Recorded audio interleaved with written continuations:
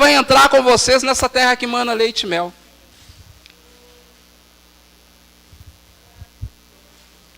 Aquele povo estava ansioso para ocupar aquele lugar que Deus havia preparado para eles. E aí você consegue imaginar uma terra que mana leite e mel? O mel vai brotar da terra, o leite vai brotar da terra. Eu não vou precisar ir na vaca tirar o leite. Eu não vou precisar ir lá na... Como que chama o negócio de abelha? Na colmeia, para poder pegar o mel da abelha. Então tudo vai continuar melhor, porque no deserto nós só comíamos maná. E agora nós vamos entrar numa terra que mana leite e mel. Então agora nós vamos ter frutas à vontade, vamos ter mel à vontade, vamos ter carne à vontade, vamos ter tudo com muita fartura, porque é uma terra farta. Era a promessa de Deus para aquele povo.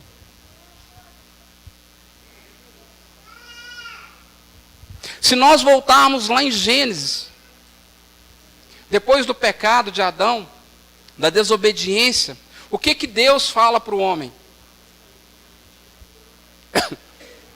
1:9 Deus fala que tudo que Deus tinha plantado era bom, bom aos olhos, bom para se comer. Deus tinha colocado ali muita fartura naquele lugar para Adão e Eva, né? E aí Deus fala para eles: olha, vocês vão multiplicar e dominar sobre a terra. Deus deu uma bênção para Adão e Eva, um desfrute de tudo aquilo que Deus havia colocado em volta deles. Eles pecaram. Aí Deus vem e fala: olha, agora vocês vão ter que trabalhar. Vocês estão aqui, vocês não vai faltar nada. Vocês vão comer, vocês vão beber, mas vocês vão ter que trabalhar para poder ter o que comer. Do suor que vai cair do rosto de vocês, vocês vão se alimentar. Da semente que for plantada na terra pelas suas mãos, vocês vão comer. Então tudo começa aí, depois do pecado.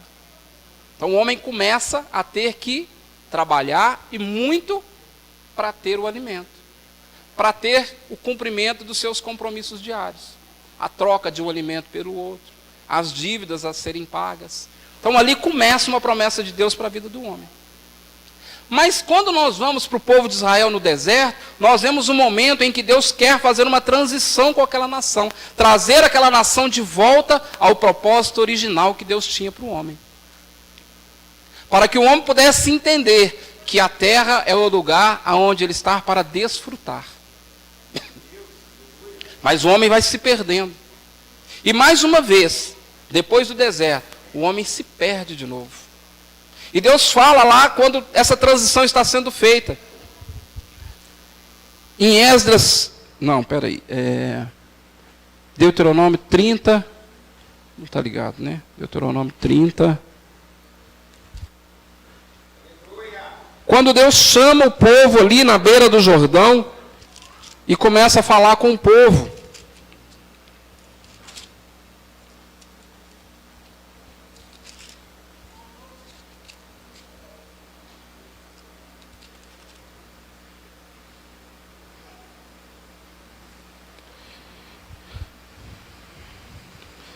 Em 30:15, Deus fala assim: vê aqui, hoje tenho proposto a vida, o bem, a morte e o mal. Porquanto te ordeno hoje que ames o Senhor teu Deus, que ande nos seus caminhos e que guardes os seus mandamentos e os seus estatutos e os seus juízos, para que viva e multiplique, e o Senhor Deus te abençoe na terra a qual passar a possuir. A mesma promessa de Gênesis, a mesma bênção de Gênesis sobre o homem, Deus repete aqui em Deuteronômio 30, para o povo que ia entrar na terra que manava leite e mel. É a mesma palavra. E aí Deus continua falando: porém o teu coração se desviar e não quiseres dar ouvido, e fores seduzido, te inclinares a outros deuses e os servires, então eu te denuncio hoje que certamente perecerás, não prolongarás os dias na terra, e vais passando o Jordão, para entrando nela a possua. Aí Deus vira para eles e fala assim: de tudo que eu falei para vocês, se vocês quiserem depois estudar, vocês comecem lá no 28 e vêm até o 30, 31, para vocês entenderem um pouco melhor o que eu vou falar. E aí Deus começa a falar para eles: e de onde vem o nosso suprimento? Se você planta uma semente na terra, o que você espera? A chuva. Para que aquela semente nasça e gere o fruto, gere a árvore, gere ali o alimento que nós precisamos. Então este é o propósito, a importância do céu e da terra. É o calor, é a chuva, a temperatura, é a terra bem ali preparada para receber a semente, é o que vai nos trazer o fruto. Aí Deus pega aquilo que nós temos para nos abençoar, que é o céu e a terra, e fala assim: os céus e a terra tomo hoje por testemunha contra ti, que tenho proposto a vida e a morte, a bênção e a maldição. Escolhe, pois, a vida, para que vivas tu e a tua semente. Então Deus chega diante daquele povo e olha, tudo que eu falei com vocês até aqui, eu tomo o céu e tomo a terra como testemunha. Então quando vocês escolherem aquilo que não gera vida, a própria terra e o próprio céu vão se fechar, para que vocês não tenham aquilo que vocês estão buscando. Quando Deus pega o céu e a terra por testemunha, o que é que Ele está dizendo? Olha, não adianta orar, não adianta clamar, não adianta buscar, porque o céu se fechou e a terra também, porque eles são testemunha de que vocês escolheram a escolha errada. Vocês escolheram pecar, vocês escolheram a maldição. Vocês não me escolheram. O céu e a terra é testemunha. De onde vem o nosso fruto? Da terra, que depende do céu. É um equilíbrio. Por que Deus toma o céu e a terra por testemunha? Para que Ele não precise ficar entrando em causas em que nós mesmos escolhemos não aceitar a sua palavra. Porque quando nós escolhemos pecar, nós estamos assim: Senhor, eu sei que o céu e a terra é testemunha da minha escolha, então eu vou escolher isso aqui, não me importa que a terra se feche ou que o céu se feche para mim. E aí quando tudo está perdido, quando tudo está fechado, quando o buraco parece não ter mais fundo, nós vamos para o joelho e começamos a clamar ao Senhor, e a buscar ao Senhor, e a intimar o Senhor, e fazer coisas que nós não fizemos em outro momento. Mas Deus olha e fala: o céu e a terra é testemunha da sua escolha. Eu te aconselhei, escolha a bênção. Eu te aconselhei, escolha a vida. E muitas pessoas têm de tudo, mas falta alegria, falta paz, falta a virtude do Espírito Santo no seu dia a dia.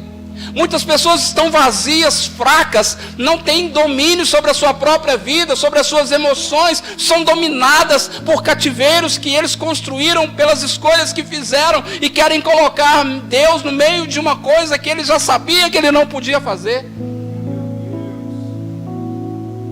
E aí nós falamos assim: mas parece que Deus se calou, parece que Deus, eu não entendo.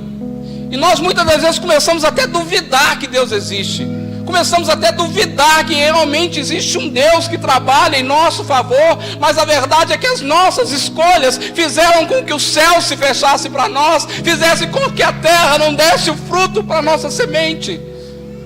E nós ficamos achando que Deus tem alguma coisa a ver com isso. Deus não tem, porque aqui está nos ensinando: olha, se você escolher a bênção, você vai ler aqui tanto de coisa que tem para a sua vida. A bênção, são 15 versículos falando sobre a bênção. A maldição são quase 30. Deus falando o resultado da maldição, tentando abrir o olho do homem para que ele não caminhe por esse caminho, para que ele não se entregue ao pecado. São vários capítulos, Deus falando para o homem: não vá por esse caminho, não faça essas escolhas.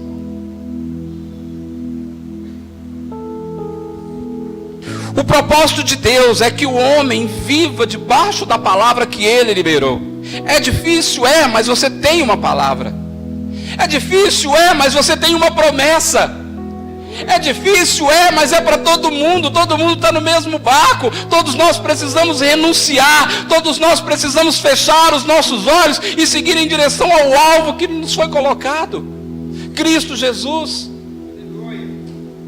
Mas o homem, desde Gênesis, vem escolhendo e fazendo escolhas que o afastam do propósito de Deus para a sua vida.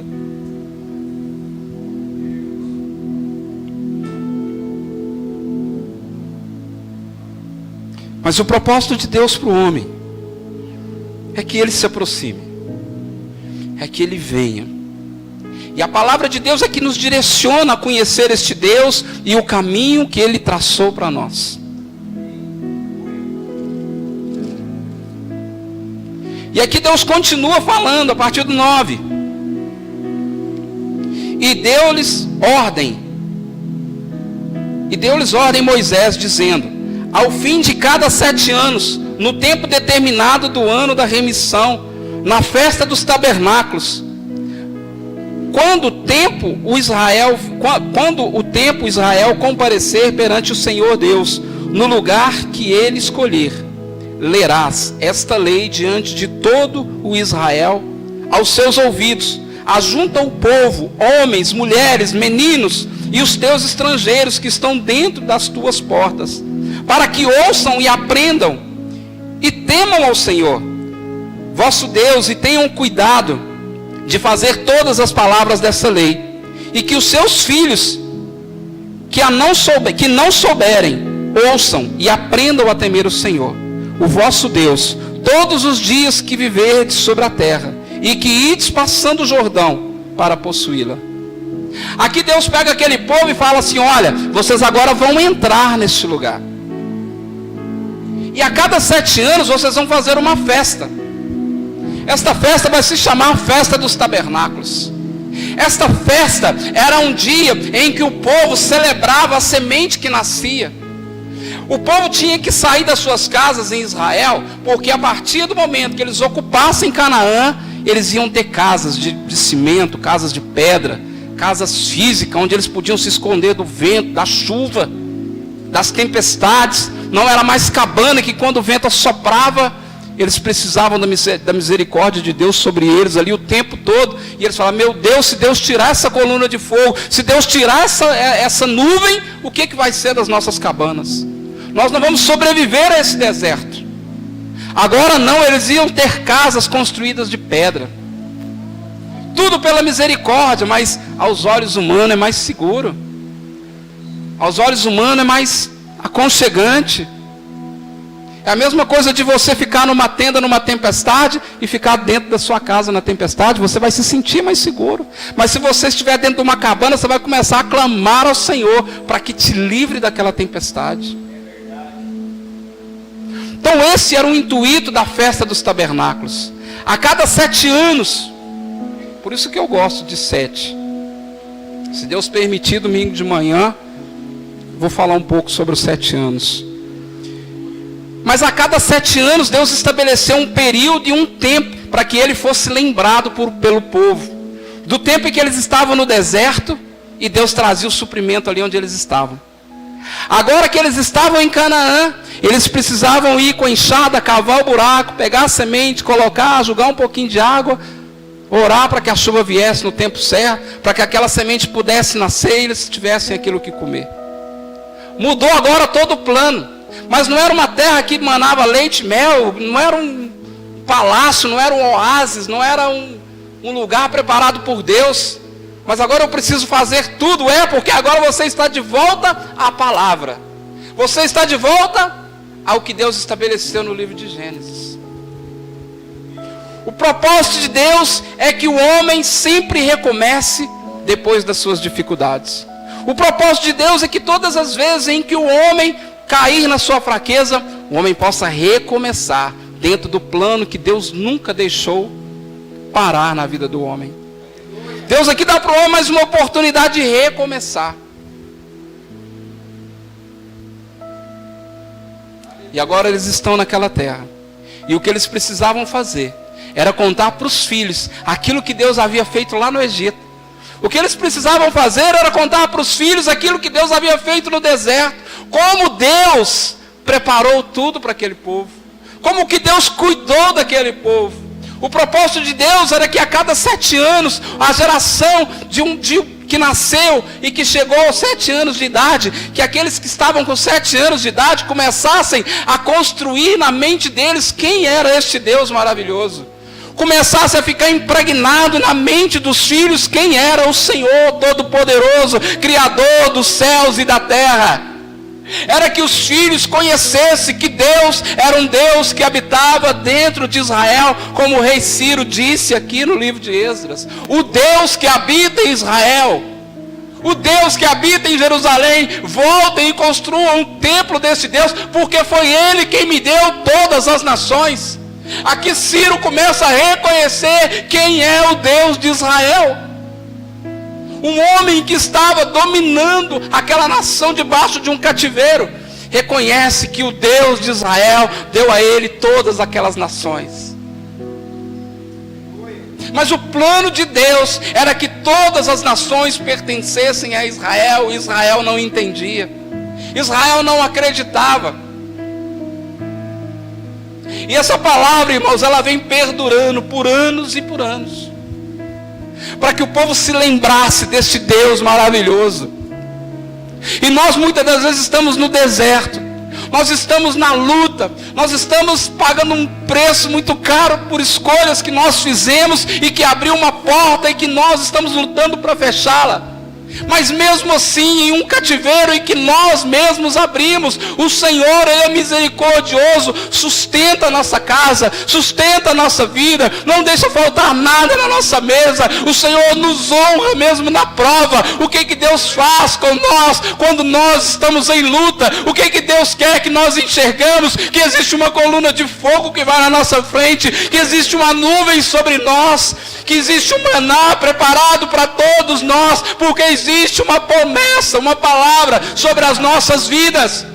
E Deus trabalha todos os dias para que essa palavra se cumpra. E o tempo que parece ser de silêncio é o tempo em que Deus mais se preocupa com nós. É o tempo em que Deus tenta nos mostrar que nós estamos vivendo debaixo da dependência dEle. Não permite que a nossa fé caia. Não permita que nós saiamos da presença dEle. Nos cura de enfermidades que vêm como assolação de Satanás. Nos cura e nos liberta de acusações que Satanás levanta contra a nossa vida, contra a nossa casa, armadilhas que são preparadas para nós. No livro de Juízes, se você começar a ler do 1 até o 6, você vai ver que a história desse povo era assim. Depois que Josué morreu, vinham os juízes e saíam os juízes. E cada vez que Deus levantava um juiz, era para consertar o pecado do povo. E aí a Bíblia fala assim, que durante um tempo aquele povo pecou, errou, e que os demônios vieram, os inimigos, né? Em forma de demônios vinham, arrancavam a semente que eles plantavam da terra. Tudo o que brotava da terra, os inimigos vinham e tiravam do pé. Eles eram assolados por causa do pecado. Do 1 ao 6, fala que eles vinham como devoradores. Está escrito desse jeito lá. Os inimigos vinham como devoradores e destruíam tudo que estava na terra, porque eles escolhiam o pecado. Vinham os juízes e começavam um trabalho e libertavam o povo. E quando as coisas pareciam estar no eixo, esse povo de novo se desviava. Vinham os inimigos e assolava eles. Mas Deus sempre mandava um socorro. Deus sempre se preocupou em fazer com que a palavra dele se cumprisse. Mas Deus deixava no coração daquele povo o objetivo dele: não se esqueçam de mim. Se lembrem quem eu fui quando vocês estavam no deserto. Se lembrem daquilo que eu quero fazer com vocês. Se lembrem do que eu estou fazendo agora. Deus sempre trazia a memória daquele povo a reconhecer o seu poder e a sua grandeza na vida daquele povo.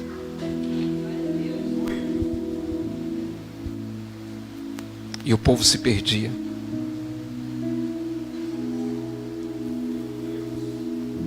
Quando esse povo está naquele cativeiro babilônico, a palavra se cumpre, que aquele rei diz àquele povo: olha, vocês agora podem ir reconstruir a casa do Senhor. Aquele rei não diz para eles: olha, voltem para lá e construam a casa de vocês. Não, volte para lá e construam a casa de Deus. Tudo começa por Ele. Tudo começa por Deus. Se você ler a história de Isaac, a história de Abraão, você vai entender. Abraão, quando constrói a sua casa, a Bíblia fala assim que Abraão constrói a casa, a sua tenda, né? Constrói a sua tenda. E depois ele constrói o altar para adorar a Deus. O mesmo erro que Israel cometeu quando voltou do cativeiro babilônico. E Abraão foi para o Egito e passou maus bocados no Egito. Depois vem Isaac, passa pelo mesmo caminho de Abraão. Mas Isaac, esperto, Isaac chega naquele lugar determinado onde Deus estabeleceu para ele chegar, prepara o altar e depois constrói a tenda. Olha a vida de Isaac e olha a vida de Abraão. Abraão tirou água em poço que ele não cavou. O povo entulhava os poços de Isaac, Isaac cavava e dava mais água. Isaac, Deus falou assim, não desce para o Egito. Ele não desceu, ele ficou. Quando nós construímos aquilo que é de Deus primeiro, o Senhor vai na frente nos livrando. O Senhor vai na frente nos direcionando e nos levando por aquele caminho. Mas porque colocamos o Senhor na frente. O que é colocar Deus na frente? O que é primeiro construir o altar e depois construir a nossa tenda?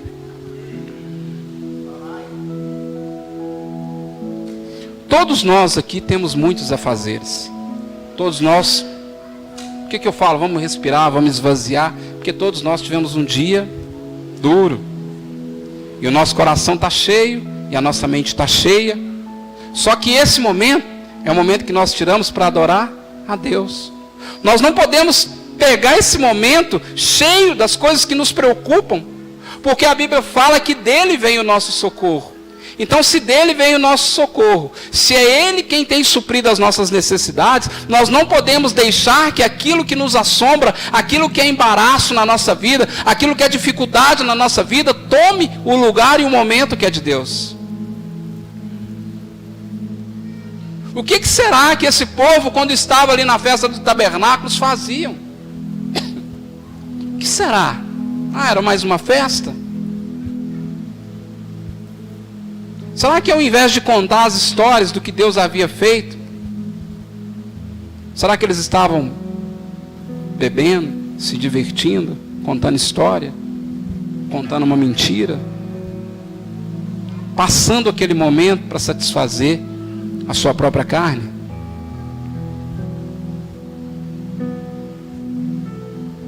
Eu não fiquei na marcha para Jesus lá na praça. Mas eu confesso que eu me alegrei muito quando eu cheguei lá na praça, em frente ao cemitério, e que estava aquela multidão de pessoas. Eu chorei. Eu me alegrei muito. Porque o lugar principal é o ponto de partida para um propósito. Aqueles que pegam pelo meio do caminho, eles perdem o principal. Porque aqui, quando Deus dá a instrução antes deles entrarem na terra. Deus dá a instrução antes deles cruzarem o Jordão. Deus começa a falar para eles, olha, era isso, é aquilo. E foi falando. E aqueles que não estão no ponto de partida, eles começam no lugar errado. Imagina quando o livro da lei era lido para aquela multidão. Mas na frente em Êxodo aqui diz assim, que aquele povo se uniu na praça como um só homem. E Esdras então leu o livro da lei. Eles chegaram naquele lugar onde estava tudo destruído, o templo estava destruído, e começaram ali a limpar. Pensa aquela base daquele templo, cheio de pedra, cheio de poeira, e ali eles começam a limpar. Tirar tudo do caminho. E aí depois de tudo limpo, está lá a base. Agora precisamos pegar essas pedras e começar a reconstruir esse templo. Imagina você tendo visto a glória do primeiro templo de Salomão. A Bíblia fala que no dia da inauguração do templo, a glória do Senhor desceu sobre aquele lugar. A glória de Deus desceu sobre o templo de Salomão e Deus se manifestou naquele lugar de uma forma esplendorosa. Aqueles que viram o primeiro templo construído passaram por um cativeiro, e agora já ancião, estão diante daquele templo derrubado, e se lembram que Deus havia avisado: olha, se vocês não mudarem, se vocês continuarem pecando, vocês vão para um cativeiro, vai acontecer isso. O profeta veio, disse, falou, anunciou, recomendou. Eles continuaram, foram para um cativeiro, e aqueles mesmos que ajudaram a pecar, aqueles mesmos que prostituíram, aqueles mesmos que se venderam, abrindo a porta para que o inimigo viesse e tomasse aquela nação, agora eles estão diante do templo derrubado. E eles começam a se lembrar de que há 70 anos atrás Deus havia falado: olha, 70 anos, na data em que se cumprir, eu virei e tirarei vocês do cativeiro. Agora eles estão de volta ao lugar onde eles tinham a sua origem, onde Deus havia estabelecido para eles estarem, o lugar em que Deus havia chamado para eles anunciarem, para eles serem atalaias, para eles falarem sobre Deus, para eles serem governantes da terra, para eles serem um reino de sacerdote e de reis. Agora passa um filme na cabeça daqueles anciões, e eles começam a olhar, e olha o tempo que nós perdemos, porque fizemos uma escolha errada. Olha o tempo que nós perdemos nessa caminhada, se nós tivéssemos obedecido. Nós estamos vendo que Deus realmente é Deus, e cumpre aquilo que Ele diz. E aqui no livro de Êxodo diz assim, que os mais novos trabalhavam e faziam. E aí fala assim que os anciões, aqueles que viram a glória do primeiro templo, começaram a gritar e a louvar ao Senhor. E a Bíblia diz assim, que de longe se ouvia o choro dos anciões. Precisou uma longa jornada, precisou um grande cativeiro, precisou uma grande história para mostrar para aqueles anciões que lá no passado eles fizeram uma escolha, e eles foram avisados daquela escolha. E agora eles estão diante de um recomeço, e vendo jovens, e vendo crianças naquele lugar, recomeçando, debaixo da mesma palavra, debaixo da mesma promessa, debaixo do mesmo propósito que Deus havia estabelecido. E agora aquela geração recomeça uma história que eles poderiam ter feito diferente.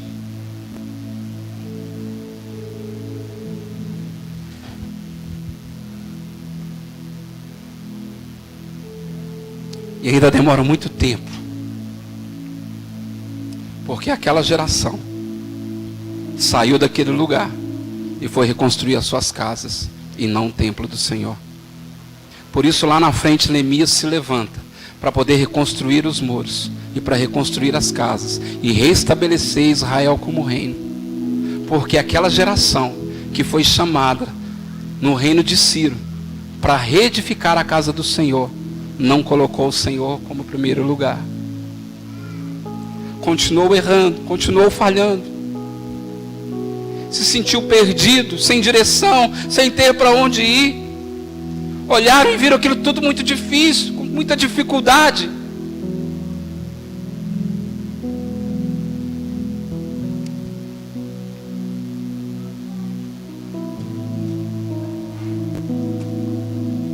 E essa caminhada é longa, nós vamos entrar em histórias, e em histórias em que isso se repete. Isso se repete em vários outros momentos da Bíblia.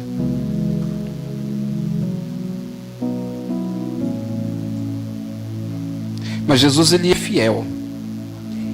Deus, Ele é fiel. E Deus não desiste. Deus não para. Deus nunca perdeu a esperança em nós. E talvez nessa noite, muitos de nós estejamos nos sentindo da mesma forma. Diante das pessoas, nós queremos mostrar que temos uma direção, e que sabemos para onde estamos indo, e temos convicção de que agora é a coisa certa a se fazer.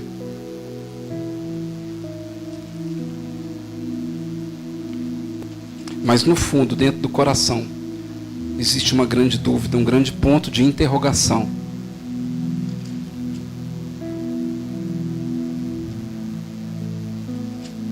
Mas o plano e o propósito de Deus para as nossas vidas é que nós possamos nos encontrar dentro do chamado e do plano divino de Deus para as nossas vidas.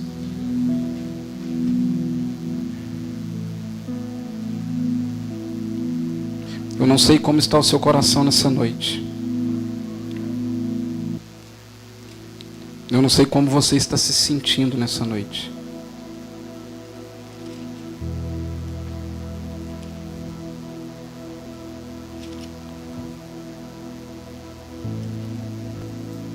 Mas se essa palavra tem falado ao seu coração,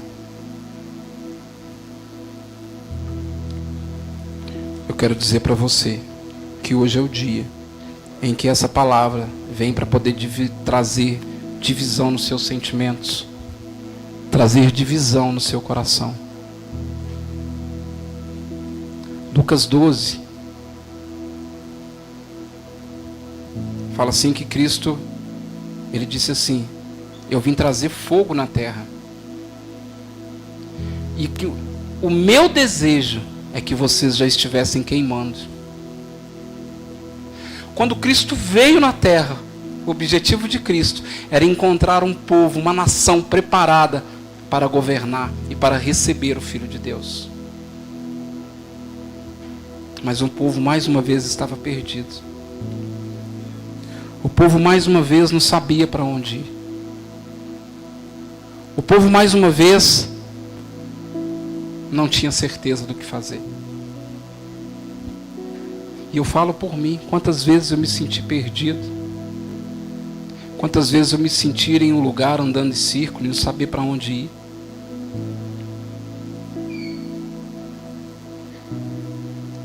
Quantos de vocês já erraram e têm medo de tomar uma decisão?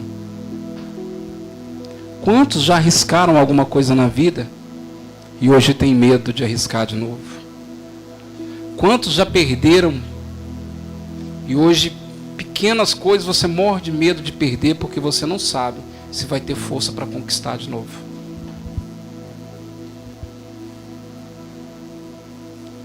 Esse povo era dessa forma, tinham medo do que estava por vir. Mas existe um tempo de Deus para cada um de nós. Nós precisamos entender que a cada ano, a cada 7 anos da nossa vida, Deus vai vir, vai puxar uma cadeira do nosso lado e vai ver o que nós temos para oferecer. A cada 7 anos, Deus vem ter conosco algo para entender o que nós fizemos em cada ano.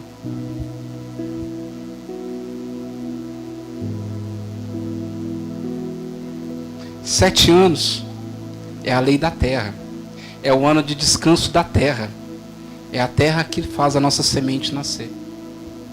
A cada 7 anos, Deus tem uma bênção para liberar sobre a sua vida. O tempo de persistência, de perseverança, o tempo de plantio, o tempo de se submeter e esperar. Esperar, porque Deus, Ele vem para receber aquilo que é dele. Deus vem para buscar aquilo que é dele. Deus entregou para cada um de nós algo e disse para nós: olha, multiplicai. E no tempo certo o Senhor vem. Servo bom, o que você fez com o que eu te dei? A cada 7 anos Deus te pergunta: olha, o que você fez com o talento que eu te dei? Olha, Senhor, eu multipliquei, eu ganhei mais uma alma. Sabe a minha vida financeira, Senhor? No primeiro ano dos meus 7 anos, eu tinha 10 mil. 7 anos depois, eu tenho 1 milhão, tenho 2 milhões. A minha casa, Senhor, há 7 anos atrás, era um casebre. Hoje eu moro num palácio. Quando eu casei, Senhor, há 7 anos, minha vida era assim. Mas hoje eu vivo do lado de uma rainha, do lado de um rei. Há 7 anos atrás, Senhor, eu não comia carne todos os dias. Hoje eu posso escolher a carne que eu quero comer. Senhor, há 7 anos atrás eu não tinha filhos. Hoje eu tenho 2, eu tenho 3, eu tenho 4. Eu tenho uma herança que o Senhor me deu nos últimos 7 anos. Eu tinha uma mágoa do meu pai, eu tinha uma mágoa da minha mãe, eu tinha mágoa do meu irmão, eu não conseguia perdoar. 7 anos atrás, Senhor, perdoei, está tudo resolvido, a minha casa vive em paz. Hoje eu e a minha casa servimos ao Senhor. Há 7 anos atrás, Senhor, eu vivia em um lugar onde eu não me sentia pertencente àquele lugar. Hoje eu vivo em um ambiente em que eu me sinto fazer parte daquele lugar.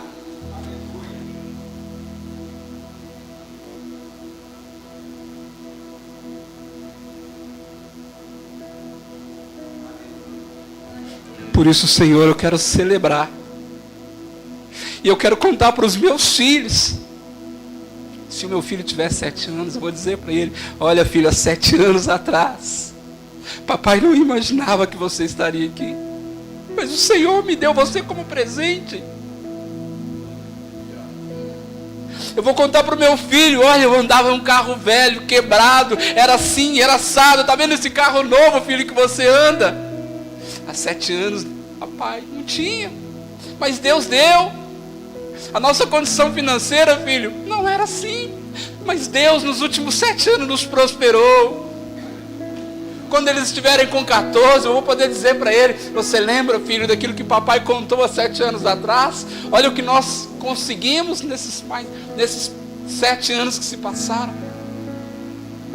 E a cada história que eu contar, e a cada lembrança que eu trouxer, a cada contemplação do milagre do Senhor,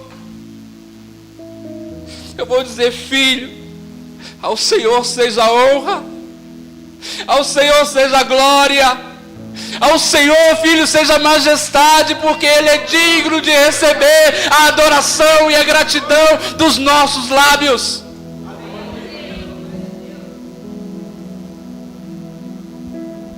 Mas nós vivemos dias em que nós não temos tempo para esperar o tempo acontecer. Nós só preocupamos em conquistar, em alcançar, em chegar, quando aquele que tem o domínio de todas as coisas passam por Ele, todas as coisas estão nele, e sem Ele nada pode acontecer.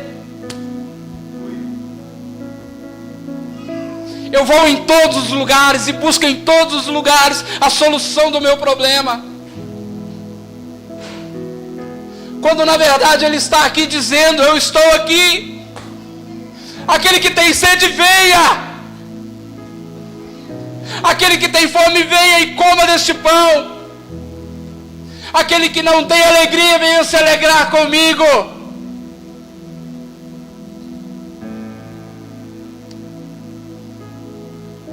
Na festa dos tabernáculos, Jesus subiu, e Jesus falava da palavra como um conhecedor que nunca foi visto naquele meio. E a Bíblia diz assim, que no último dia da festa dos tabernáculos, Ele se colocou diante da multidão e começou a dizer: ei, você que tem sede, venha e beba de mim. Ei, você que tem fome, venha e coma de mim.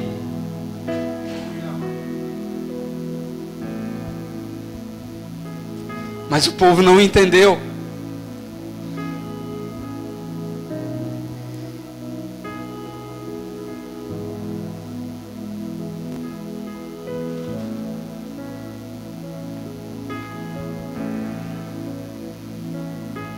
O povo não entendeu. Mas se passaram milhares de anos. Milhares.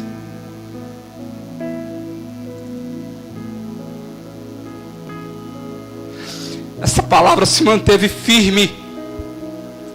Essa palavra tem entrado e tem saído em gerações, anunciando que Jesus é a fonte da vida, que Jesus é o pão que sustenta o homem. Em Jesus está a paz. Em Jesus está a resposta para as nossas orações. Essa palavra tem perdurado, dizendo ao homem qual é o caminho. Muitos não fazem mais conta do Velho Testamento. Querem desculpa para as suas vidas, para poder pecar. Mas Jesus diz assim: eu não vi para quebrar os mandamentos. Eu vim para cumprir. Eu não vim para tirar aquilo que os profetas disseram. Eu vim para cumprir. Continuem dentro dos mandamentos. Continue dentro da palavra. Continue ouvindo a história que aconteceu no povo de Israel. Entre na sua história. Conte a sua história. Revele a sua história. Porque a sua história é o exemplo do milagre que Deus tem feito nessa terra. E é sobre a sua história que Jesus quer anunciar. Porque a sua história é que vai mostrar para o mundo lá fora de que Deus existe, de que Jesus veio, de que Ele está aqui. E a nossa espera, a espera de um povo que o clame, que o busque, que ele o queira conhecer.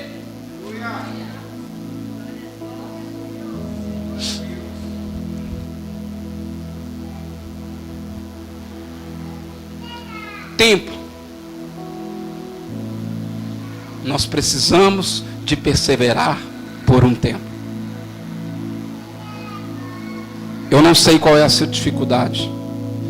Eu não estou aqui dizendo que o seu problema vai demorar 7 anos para resolver. Eu não estou aqui dizendo que Deus vai ficar 7 anos em silêncio segundo o seu coração. Mas prevaleça sobre o pecado, sobre as dificuldades. Permaneça firme no seu propósito. Porque eu posso te dizer que se nada acontecer, daqui a 7 anos, você vai testemunhar da sua perseverança.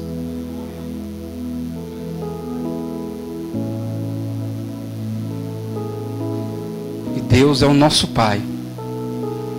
E quem entende o que é paternidade, vai entender que um pai, ele dá a sua vida dia após dia, para sustentar a sua casa, para dar o melhor para os seus filhos. Ainda que ele erre por toda uma vida, mas todos os dias ele levanta como um leão, para conquistar e para dar aquilo que seu filho deseja. Imagina você, daqui a 7 anos, Senhor, 7 anos, e eu quero oferecer ao Senhor a minha celebração dos tabernáculos, do tempo que eu não tinha, do tempo que eu fiquei nessa luta, mas eu sei porque eu espero no Senhor. E você começar a testemunhar que você só está de pé porque a misericórdia dele foi com você. Eu não consigo ver este Deus não te abençoando. Eu não consigo ver este Pai não derramando sobre a sua vida aquilo que você tem buscado.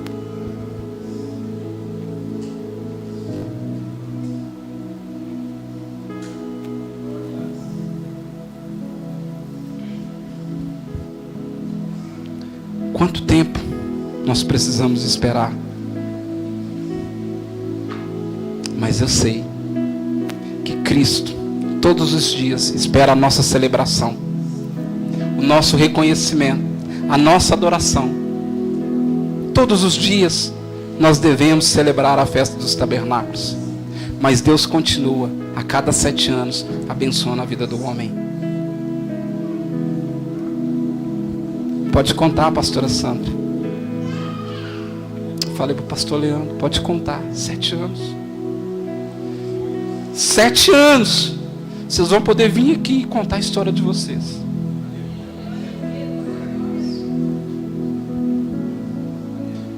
Das bênçãos múltiplas que Deus vai fazer, porque vão trabalhar 6 anos. Ferro e fogo, chuva e sol. E no tempo determinado por Deus, nós vamos celebrar daquilo que Deus tem nos entregado.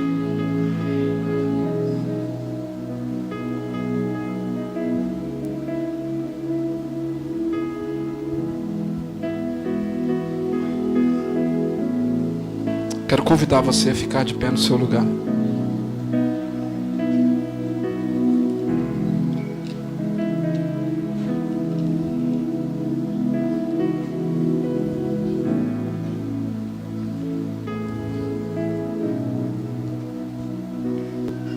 Feche seus olhos.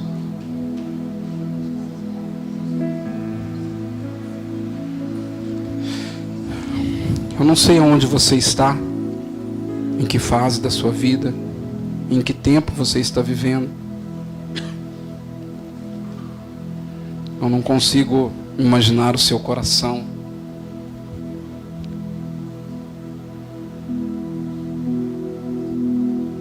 Mas Deus está aqui nessa noite.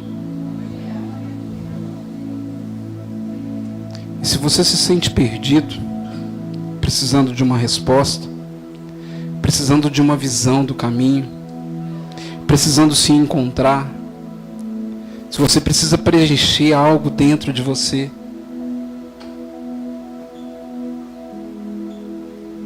ou se você se sente realizado, que eu não sei.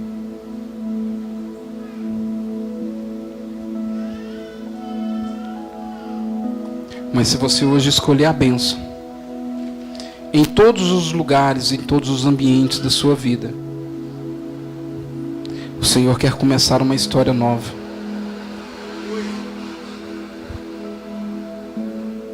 O Senhor quer dar continuidade ao plano e ao projeto que Ele sempre teve na sua vida, na sua família, na sua casa, nos seus negócios, nos seus comportamentos, na vida dos seus filhos.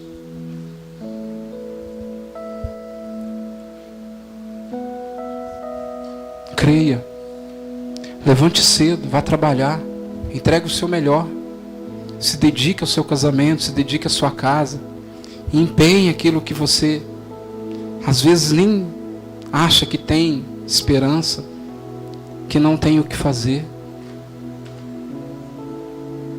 Comece a falar para Deus, comece a dizer para Ele como você se sente. Cada vez que a palavra é lida, a cada vez que é falado sobre esse Deus, Ele se faz presente. A cada vez que Ele é anunciado, a sua palavra está pronta para realizar aquilo que ela foi liberada para fazer. Não é apenas um livro, mas ela fala sobre um objetivo que Deus tem para cada um de nós. Abra o seu coração nesse momento. Senhor Deus, que nessa noite o Espírito Santo tenha liberdade nos nossos corações. Que o Espírito Santo nesse momento possa sondar e esquadrinhar a oração de cada um, o sentimento de cada um, o sentimento de perda, o sentimento de vergonha, o sentimento de medo, o sentimento de derrota, o sentimento de morte, Senhor, que é um dos piores, que muitas das vezes onde nós vamos, nós sentimos que aquele dia é o nosso último dia de vida. Assentamos em lugares e parece que algo se assenta do nosso lado. Quantas vezes, ó Deus, os nossos medos, nós estamos diante de coisas que nós desejamos tanto, mas nos bate um medo tão grande, Senhor.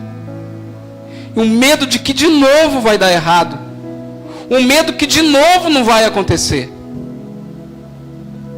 Às vezes é uma tristeza, uma angústia sem fim, que chega de doer o nosso íntimo. E muitas das vezes perguntamos ao Senhor por que estamos aqui. Nos sentimos completamente deslocados onde nós estamos. Dentro da nossa casa, no nosso casamento, no meio da nossa família, no nosso ministério, no nosso trabalho. Quantas pessoas, ó Deus, fazem aquilo que não gostam. Quantas pessoas, ó Deus, estudaram, empenharam, dedicaram, sonharam e não conseguem exercer aquilo que estudou. Quantas pessoas têm o sonho de ter o próprio negócio, Senhor, mas tantas vezes tentaram e não conseguiram. Quantas pessoas, ó Deus, entram e saem de trabalhos insatisfeitos, magoados com seus patrões, não entendem o princípio da honra e não entendem que existe um tempo para todas as coisas. Quantas confusões nós temos na mente, quantas dúvidas nós temos no nosso coração. Quantas vezes somos colocados diante de escolhas, Senhor, e ficamos esperando que uma voz ruja do céu e venha nos dizer para onde irmos. Quando na verdade, desde Gênesis, o Senhor está nos apontando o caminho, e nós ficamos perguntando e sondando sobre coisas que o Senhor já tem nos falado dia após dia, o caminho que nós devemos seguir. E nós ficamos esperando que um homem venha falar conosco, ou que uma mula saia do pasto e venha nos dizer para onde ir. Nos perdoa, Senhor, porque muitas das vezes nós lemos a Tua palavra e ouvimos a Tua voz pela Tua palavra, mas queremos que o homem venha falar conosco. Queremos que o Senhor use o homem para falar conosco, quando na verdade o Espírito Santo está ali o tempo todo, nos falando, nos guiando, nos direcionando. Mas a nossa tristeza, a nossa angústia, os nossos problemas, as nossas dúvidas, a nossa falta de paciência, o nosso problema com o tempo, nos faz ficar surdos e cegos quando o Senhor está presente. Nos perdoa, Senhor. Mas nos leva, Senhor, a ter uma oportunidade de recomeçar no plano e no projeto que o Senhor tem para nós. Que nós possamos entender que existe um plano divino do Senhor para as nossas vidas, desde Gênesis. E que nós possamos nos enquadrar. Ainda que o mundo não entenda, mas não nos deixa perecer nessa caminhada. Não nos deixa ser peregrino em um lugar em que nós não deveríamos estar. Não nos permita ir em lugares que o Senhor não escolheu para estarmos. Não permita que os nossos olhos brilhem para aquilo que não está no teu coração. Que nós possamos entender que muitos de nós não temos escolha. Muitos, ó Deus, até podem, o Senhor até permite, mas existem muitos que o Senhor não permite escolha. O Senhor chama para ministérios, ó Deus, duros, difíceis, impossíveis aos olhos do homem, mas que o Senhor possa capacitar a cada um do que o Senhor tem chamado, para o propósito, para o plano que o Senhor tem liberado sobre a vida deles. Que cada um possa ter um encontro com o seu chamado, com a sua história, e que cada um possa se sentir pertencente ao propósito que o Senhor estabeleceu na vida de cada um deles. Pai, em nome de Jesus, nós nessa noite, ó Deus, abençoamos a Tua igreja. Sei, ó Deus, que o Senhor falou aos nossos corações, e que essa palavra, Senhor, ela possa entrar no nosso ventre, e que nós possamos, ó Pai, nos alimentar, e que ela venha nos sustentar, matando a nossa fome, saciando a nossa sede, Senhor. Em nome de Jesus. Em nome de Jesus. Amém, Senhor. Você pode aplaudir ao Senhor?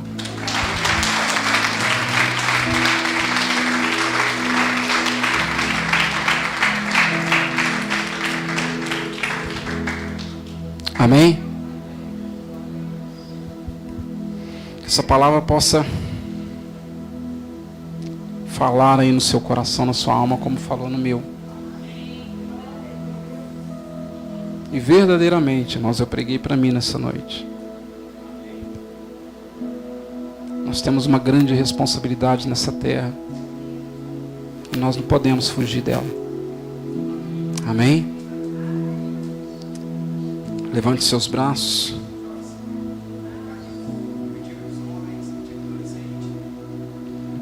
Retiro dos homens, 24 de novembro, 25 e 26 de novembro. Amém? Inscrições, procure o Mateus. É o Mateus só que está fazendo? O Mateus que está fazendo. Convide alguém, convide um amigo. Amém? Retiro de adolescentes. Sexta-feira. Traga seu filho, traga um adolescente conhecido, um sobrinho. Abençoe a vida de alguém, semeie na vida de alguém. Amém? A pastora Zilda está em viagem, mas domingo, domingo à noite eu acho que ela não vem ainda. Mas estejam orando por ela, amém, irmãos? Estenda suas mãos. Tem mais um recado.